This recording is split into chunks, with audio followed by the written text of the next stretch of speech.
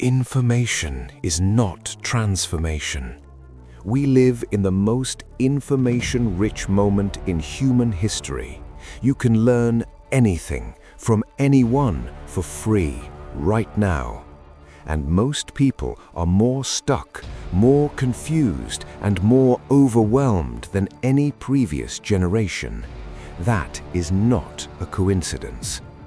The consumption illusion. There is a trap that intelligent, curious people fall into almost universally. It's called the consumption illusion. It works like this. You watch a video about productivity, you feel productive. You read a book about discipline, you feel disciplined. You listen to a podcast about building wealth, you feel like you're building wealth. The feeling of learning has been hijacked by the act of consuming. And because consuming content triggers a mild dopamine response, the same system that makes scrolling addictive, your brain rewards you for it. It says, "Good job, you did the thing." But you didn't do the thing. You watched someone talk about the thing. And 10 years of watching people talk about the thing while never actually doing the thing produces exactly the result you'd expect. Nothing. The skill versus knowledge divide. Here is the most important distinction I can give you in this entire video. Knowledge tells you what. Skill is what happens when you act. You can know exactly how to swim, the strokes, the breathing, the body position. You can study it, watch it, understand the biomechanics completely. And then you get in the water and you sink. Because swimming is not a knowledge problem, it's a skill problem. And skills only develop through repetition, failure, and adjustment in the real world. Everything that matters in your life works the same way. Communication, leadership, financial management, emotional resilience, creative output, relationships. These are not knowledge problems. These are skill problems. And the decision, the real decision, is whether you are consuming information or building skills, because those are not the same activity and they do not produce the same results at all. The learning stack. So what does intentional learning actually look like over a decade? It looks like this. You identify the 3 to 5 skills that, if mastered, would most dramatically change your life. Not 20 skills, not every interesting topic, 3 to 5. You then build your learning almost entirely around those skills. And crucially, for every hour you spend consuming information about those skills, you spend at least an equal hour applying, practicing, and failing in the real world.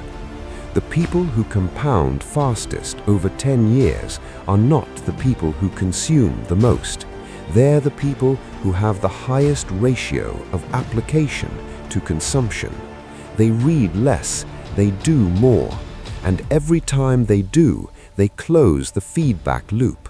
They learn what actually works for them in their context with their specific constraints. That is irreplaceable. No podcast can give you that. No book can give you that. Only doing gives you that. One decision left, and in some ways, it's the most counterintuitive of all 5, because this one isn't about working harder. It's not about discipline. It's not about mindset. It's about something most high achievers completely overlook, and it costs them everything. You can make the right decision on proximity. You can win the morning. You can raise your standards. You can build real skills and still fail.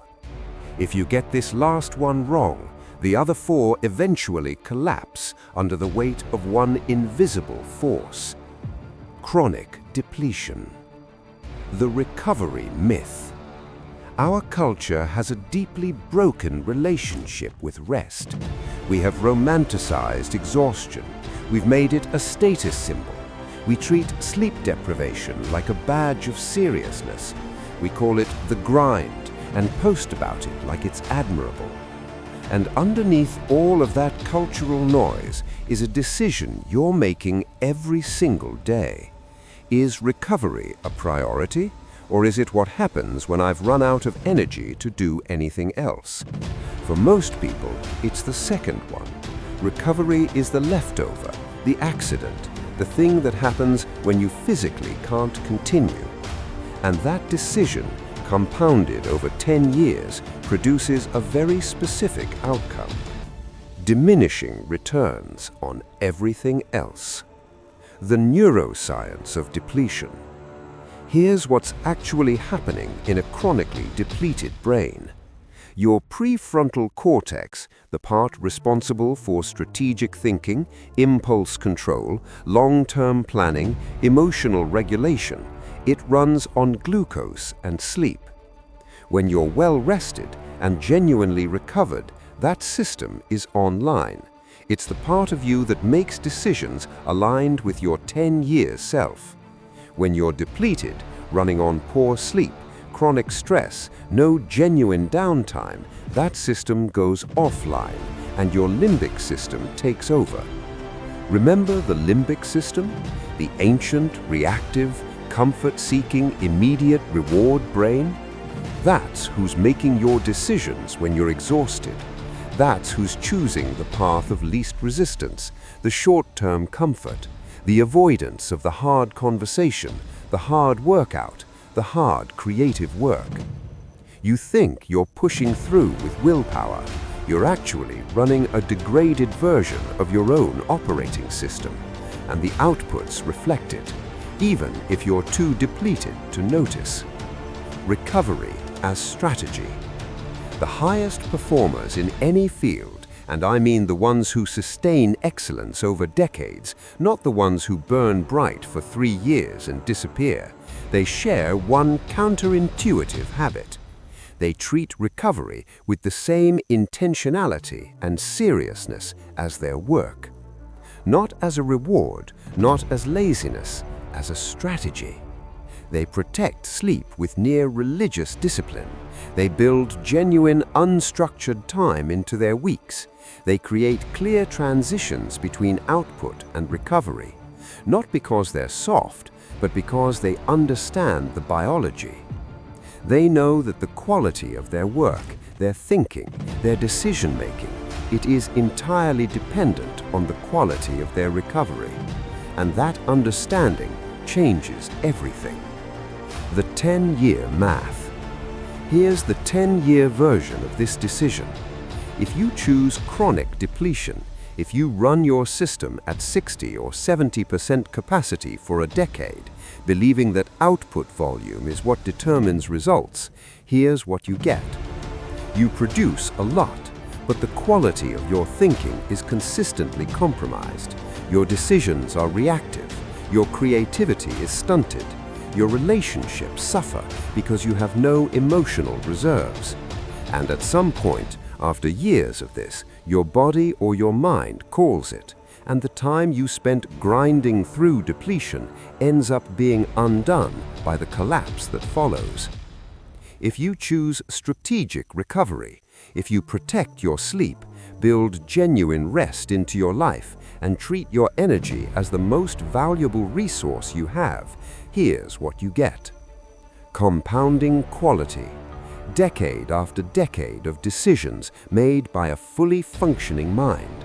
Relationships that deepen because you actually have the emotional capacity to show up for them. Creative work that reaches levels you couldn't access from a depleted state. And perhaps most importantly, you're still standing, still building, still sharp, 10 years in. The decision is not whether to work hard. It's whether you're going to work hard sustainably or burn down the engine that makes the work possible. So let's bring all 5 together, because individually, each of these decisions matters. Together, Compounded over 10 years, they are the difference between two completely different lives. Decision 1. Who gets your time and proximity, chosen intentionally or surrendered by default? Decision 2. How you start your day, your agenda first or everyone else's. Decision 3. What you tolerate, raise the floor or let it drift downward. Decision 4. How you learn, consuming endlessly or applying ruthlessly. Decision 5. How you recover, treating your energy as infinite or protecting it as a finite, compounding resource it actually is. None of these are dramatic. None of them require a life overhaul tomorrow. What they require is a shift in awareness, a recognition that you are already making all 5 of these decisions right now, today, whether you're thinking about them or not. The only question is whether you're making them on purpose. 10 years from now, you will look back at this period of your life. You will see with perfect clarity the decisions that shaped everything that followed. The question is whether you'll look back with the quiet pride of someone who chose intentionally or the quiet weight of someone who let the autopilot run. That's not a decision you make in 10 years. It's a decision you make today.